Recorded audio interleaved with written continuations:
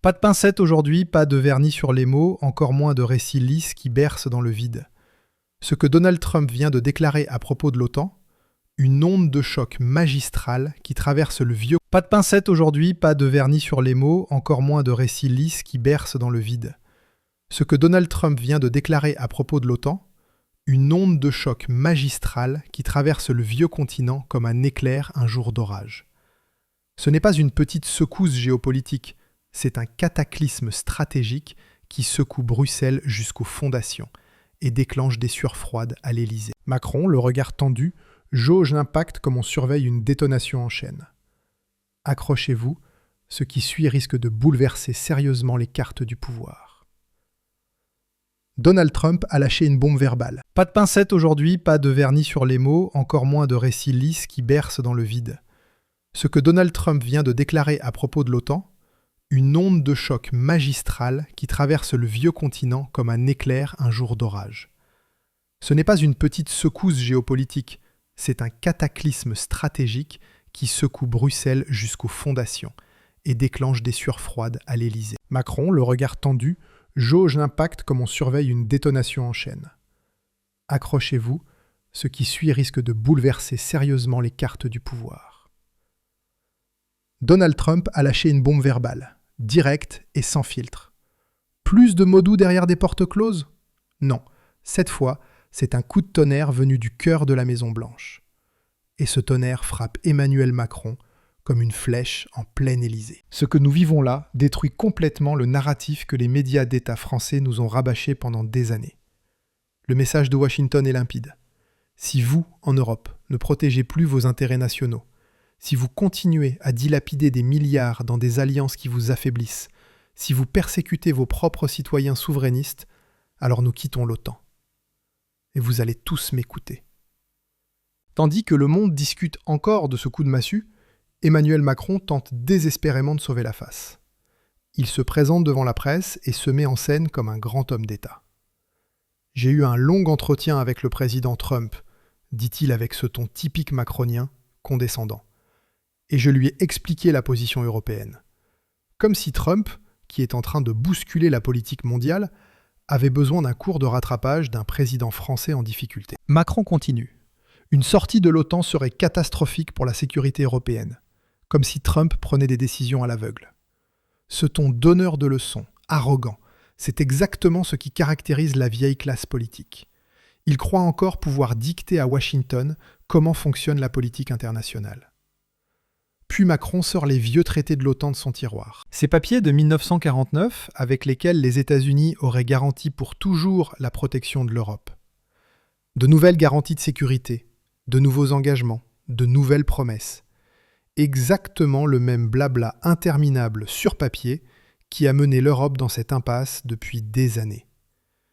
Macron présente l'Europe comme le grand décideur, comme si l'Europe devait absolument co-décider, alors que tout le monde sait que l'UE, sous Macron, n'agit plus qu'en réaction, regarde et traîne des pieds. Et c'est précisément là que Trump explose. D'après des sources internes, voici ce qu'il aurait répliqué à Macron en substance.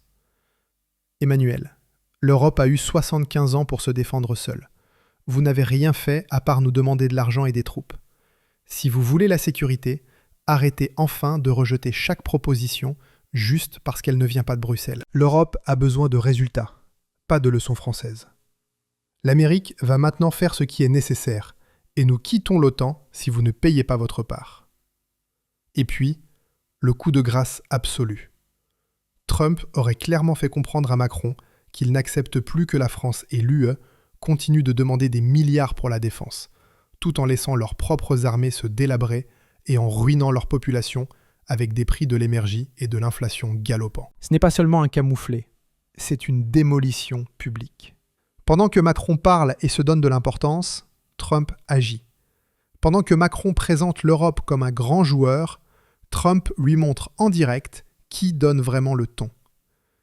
Et pendant que Macron se profile en frein et en porteur de doute, Trump, et oui, exactement, de plus en plus de voix du RN demandent des étapes claires et rapides pour que la France redevienne souveraine, sûre et capable d'agir sans l'OTAN. C'est le contraste que les gens verront. Et ce n'est pas un hasard si c'est précisément J.D. Vance qui apporte ce message en personne. Un républicain dur comme fer, avec des racines conservatrices, patriotique jusqu'à la moelle et avec une mission claire. Il ne rencontre pas n'importe quelle délégation. Il rencontre la direction du RN en personne. En tant que vice-président, il se tient épaule contre épaule avec Jordan Bardella, député et leader charismatique. Et puis vient le coup de massue absolu. J.D. Vance le dit ouvertement. Persécution politique en France ? Oui, vous avez bien entendu. Persécution politique en 2025 en France, et il cite un exemple qui fait dérailler les visages des partis établis à Paris. Une jeune militante rennaise, jeune, intelligente, courageuse, demande l'asile politique aux États-Unis parce qu'elle est persécutée en France pour ses opinions. Pas en Corée du Nord, pas en Iran, en France. Et que fait le journal télévisé de France 2 ? Il se tait bien sûr, car la réalité ne colle pas au cadre. Ce n'est pas un cas isolé. C'est une spirale de répression qui tourne de plus en plus vite. Pendant que l'Amérique examine l'asile pour des dissidents français, ici, quiconque hisse le drapeau français devient une cible. Celui qui dit « j'aime mon pays » est surveillé demain par la Direction générale de la sécurité intérieure. Celui qui manifeste pacifiquement risque son emploi, sa famille, son existence. Et ce n'est pas tout. Pendant que J.D. tend la main à l'opposition française, la prochaine bombe explose au milieu de la France. Une ville, une salle, un contrat de location tout à fait légal. Objectif ? La fondation des jeunes RN, la jeunesse du RN de 14 à 35 ans, ouvertement démocratique dans le cadre de la Constitution. Et que se passe-t-il ? Une campagne d'intimidation sans précédent commence. Les hôtels annulent le contrat, les traiteurs se retirent, les employés effacent leur nom sous pression. Pourquoi ? Parce que des activistes de gauche envoient des menaces de mort, diffusent des listes staliniennes, montent des piloris publics, et les autorités regardent ou participent. Ce n'est plus de la protestation, c'est de l'extorsion organisée, avec l'argent des impôts, avec le soutien des syndicats comme la Confédération Générale du Travail et la Confédération Française Démocratique du Travail. Exactement les organisations qui vivent de vos cotisations obligatoires. La Confédération Générale du Travail finance même des bus pour manifester contre des jeunes de 16 ans qui veulent juste créer une organisation de jeunesse. 40 000 manifestants sont attendus. 40 000 contre quelques centaines de jeunes. Et où est le tollé ? Où est Emmanuel Macron ? Où est Renaissance ? Silence radio total. Si même le président de la République reste muet, s'il n'a pas le cran de défendre la liberté de réunion et les droits fondamentaux, alors quelque chose est profondément pourri dans ce pays. Et c'est précisément là que ça devient vraiment brûlant. Pendant que Macron se planque, pendant que Renaissance et le Parti socialiste restent dans leur mode silence habituel et que les Verts se rapprochent des antifascistes, Washington prend le relais. Les États-Unis, sous le président Donald Trump, observent de très près ce qui se passe ici et ils disent haut et fort « Si vous ne protégez plus vos propres citoyens, ce n'est plus une affaire interne. C'est une bombe politique de premier ordre. » L'invitation de toute la direction du RN à Washington n'est pas un coup de publicité. C'est le dernier avertissement direct à Emmanuel Macron, direct à l'établissement parisien. Bougez-vous ou nous le ferons. Et tout le monde sait ce que cela signifie quand Trump dit « nous le ferons à notre manière ». Cela veut dire un soutien médiatique à l'échelle mondiale, une scène internationale, une légitimation politique, un soutien financier. Celui qui trouve cela exagéré n'a pas compris la force explosive du mouvement Make America Great Again. Ils sont sérieux et ils savent exactement comment mettre à genoux un establishment pourri. Cette ville est le test décisif pour notre démocratie. Ici, on voit si la vraie liberté d'opinion existe encore dans ce pays ou si seules les opinions de gauche sont autorisées.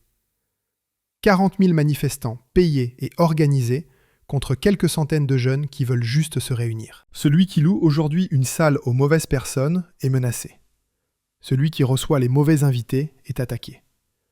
Celui qui a la mauvaise opinion est annulé, poursuivi, détruit. C'est le climat de la peur créé par ceux qui se disent eux-mêmes ouverts au monde et démocrates. Et puis les États-Unis arrivent et disent haut et fort « Nous voyons. Nous voyons ce que vous faites à vos propres citoyens et nous ne le tolérons plus. La jeune militante qui demande l'asile, les jeunes RN qui sont intimidés, un président qui se tait.